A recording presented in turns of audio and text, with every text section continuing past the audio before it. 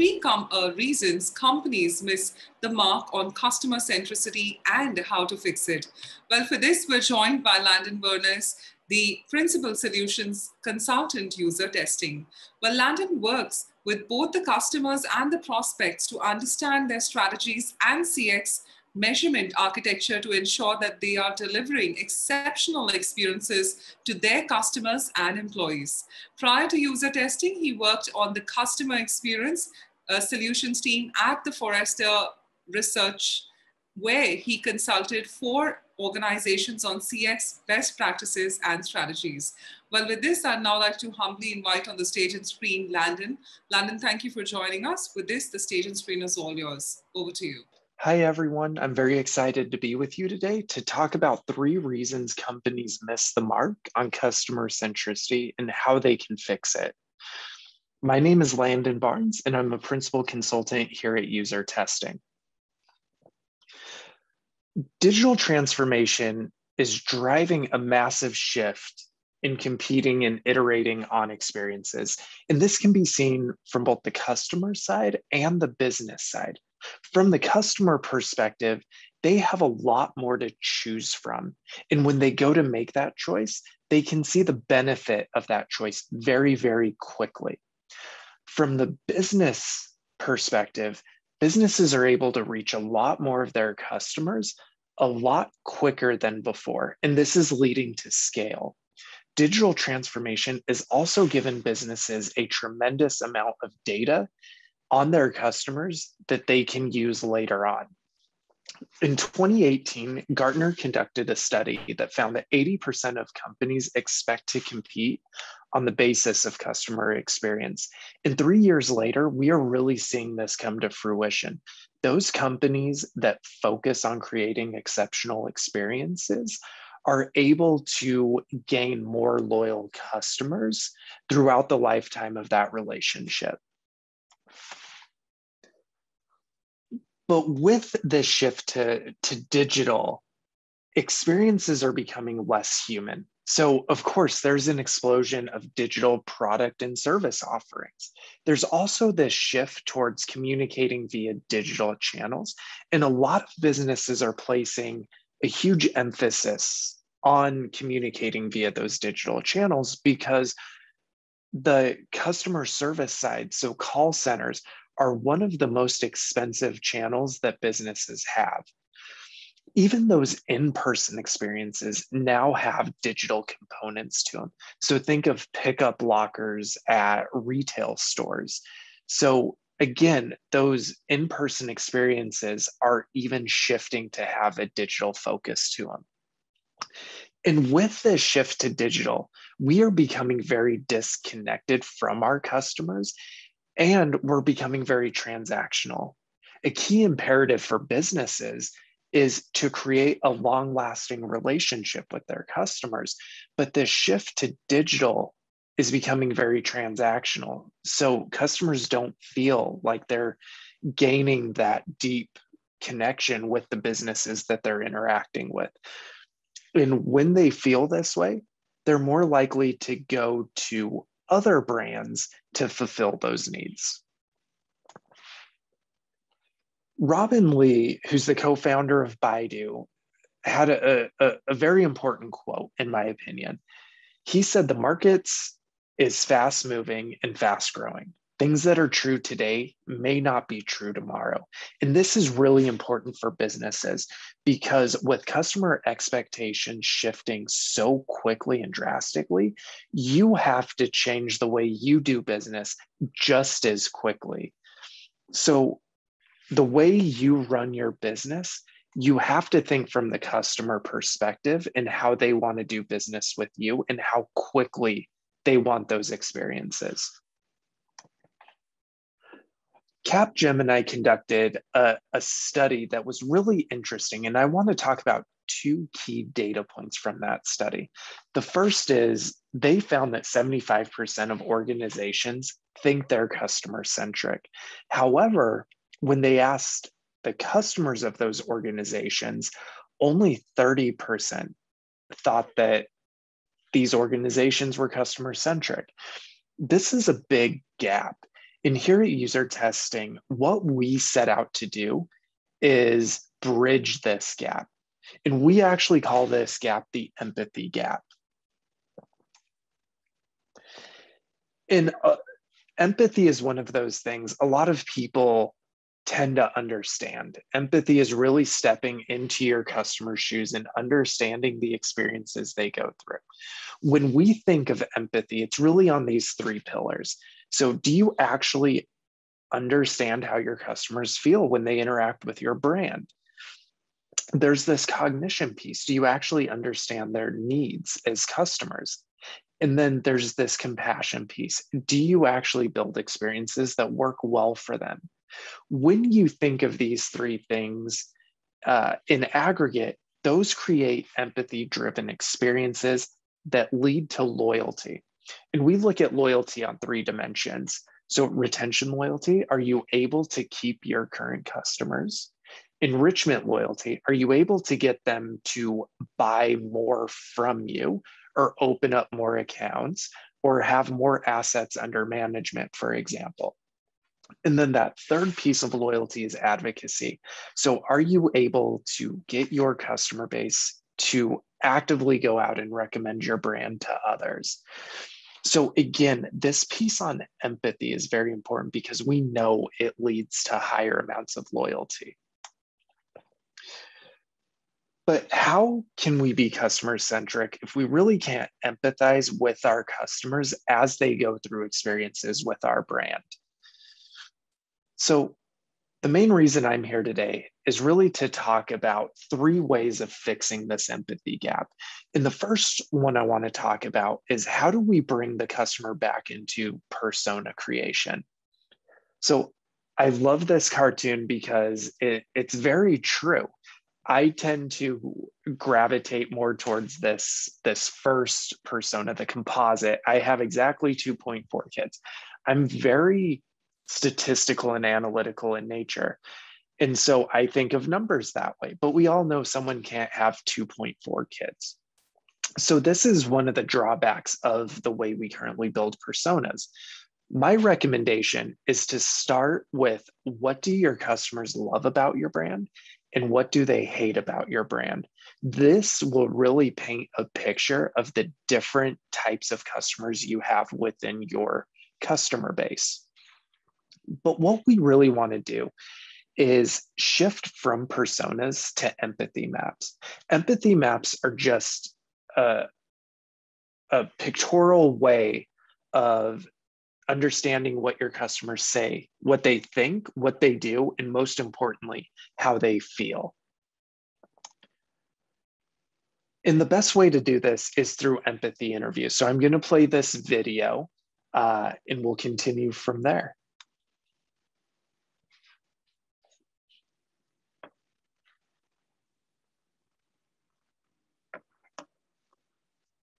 I was meant to go traveling last year to Europe for my gap year. Obviously that went belly up, so I really love to be able to try and get over to even some destinations like Hawaii or New Zealand, basically travel around Australia, travel around the world. So I'm very much wanting to go interstate, to travel, to feel safe and free, relaxed. I'd also love to go overseas. I'm looking forward to a lot of traveling. Traveling is one of my favorite pastimes. So currently with all the lockdowns, I've not been able to do so for 1+ years. Meet my family, traveling, like just nearby country, going to resorts or beach just to relax. So of course the first activity is traveling, because I used to do it like on an annual basis, and I didn't know that I was like so privileged, and I took it for granted. So again, these empathy interviews are really meant to help you understand customer needs, behaviors, attitudes, reactions, and feelings. You probably noticed a lot of these participants said the word feel. So that really helps paint a picture of their views. So A couple best practices I have for scaling empathy. So the first is observe and analyze as a team. A lot of different people on your team bring different perspectives. So when you do this as a team, you're going to get different perspectives from those individuals, and that's going to give you a well-rounded look at what it actually means in the experiences that you're looking at. The second one here is, in my opinion, the most important. You really want to share your learnings across various teams and departments. You know, the best aspect would be if you shared these learnings across the entire organization. This will help break down those organizational silos, because different parts of the organization will be able to see where their place in that experience is and the impact they have on the customer. And the third one here is set empathy hour goals. These empathy hours could be to share customer stories. It could be to share best practices on getting customer feedback. The most important thing is to set time aside to focus on empathy. The second way of fixing the empathy gap is to bring the customer back into your ideation and brainstorming strategy. So I love to use this example that really shows what people say is very different than what they do. So we've all probably seen this example. In 1985, Coke decided to change their formula because they had seen their sales over the past years declining. And so what they did is they did a blind taste test with over 2,000 individuals that would have people blindly taste the current Coke formula, the new Coke formula, and the formula from one of their main competitors. The results were overwhelmingly on the side of the new Coke formula. So they went ahead and they launched new Coke, and it was one of the biggest disasters in history in terms of marketing. So there was public outcry, and the original formula returned 79 days later. And the main reason for this is Coke did not do this within their brand. So people didn't know it was Coke doing this. So when they launched the new Coke formula, people said, this isn't what I think about when I think of Coke. This isn't the Coke brand that I've grown up with. So again, what people say and what they do is very different, and you want to understand what that difference is. So really what you want to be doing is being a problem finder. One of the best problem finders I can think of is Walt Disney. One example of this is he noticed there was a lot of trash on the ground at his parks. And so he sat on a bench and just watched people throughout the day and started counting how many steps they would take before they dropped a piece of trash on the ground. And he found on average it was 30 steps. And now this is why you see a trash can at the parks every 30 steps. So again, he saw that there was a problem. He sat back, he viewed it from the customer perspective, and then he created a solution for that. So we really want you to experience what your customers experience. And this can be done in many ways. This is an example of seeing how people interact with Alexa in their home. Okay, so here's the door to our apartment, and we actually put Alexa here on the counter. That way, whenever we come home, we can ask her questions, or before we leave, we can have her do things. And also, she makes a great timer for the kitchen. And then another example is really watching your customers use everything you have digitally. So that could be apps, digital products, your website, really any digital experience. Finding the departure date. I kind of wish that it just said it on the chart here. That's kind of like frustrating because I've been clicking multiple dates and they all say that they don't have a departure date to LAX from there. But, it'd be helpful to be on the calendar if it just already said what days it was departing on, to like highlighted dates that it was okay to go to. Because I know this is just kind of frustrating. Finding So the CEO of Microsoft really takes empathy to heart. He really wants empathy to be a strategic initiative throughout the entire organization. And he said, empathy makes you a better innovator. If you look at the most successful products we have created, it comes with the ability to meet the unmet, unarticulated needs of customers. So again, understanding what the customers actually want and building those experiences that work well for them. So the third aspect of fixing the empathy gap is bring the customer back into your decision-making process. We've all probably been in this situation to where the decision is made by the highest paid person's opinion in the room instead of on the data and the customer stories. This is not what we want. We want to have different inputs of data to get a very well-rounded idea of our customers. So we've probably all used A/B tests or other types of analytics and surveys. But again, this is only one type of data. And really, businesses strive to gain a large amount of data, but what ends up happening is the more data you have, it typically leads to more questions. So we really want to transform how you discover context and the why in the customer's digital world. And we call this human insights.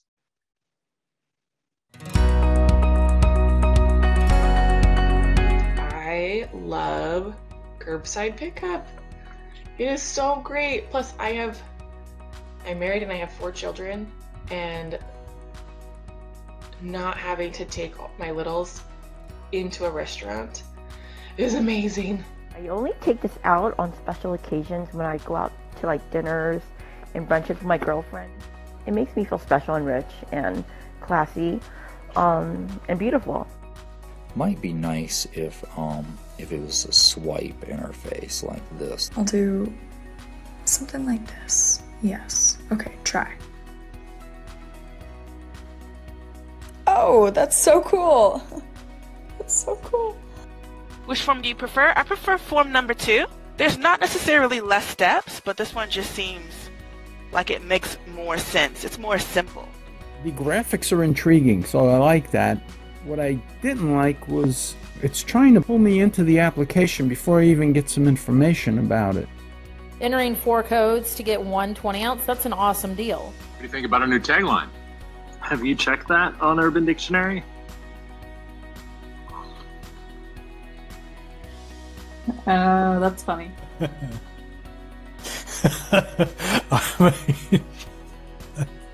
That's pretty good. That's pretty good. So again, we really just want to help you understand the why in everything that you do as a company. Really get that 360-degree view of the customer experience.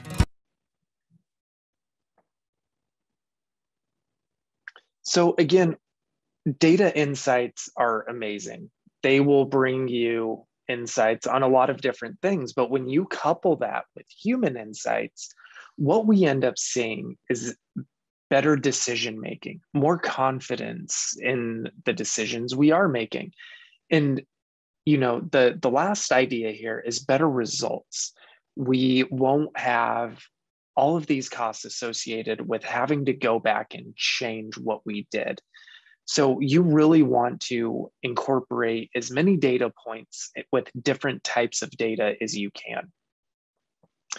And Jeff Bezos really said it the best. It's about more than data. Good inventors and designers deeply understand their customer. They spend tremendous energy developing that intuition. They study and understand many anecdotes rather than only the averages you'll find on surveys. Bezos is a huge proponent of using many different types of data to understand the customer.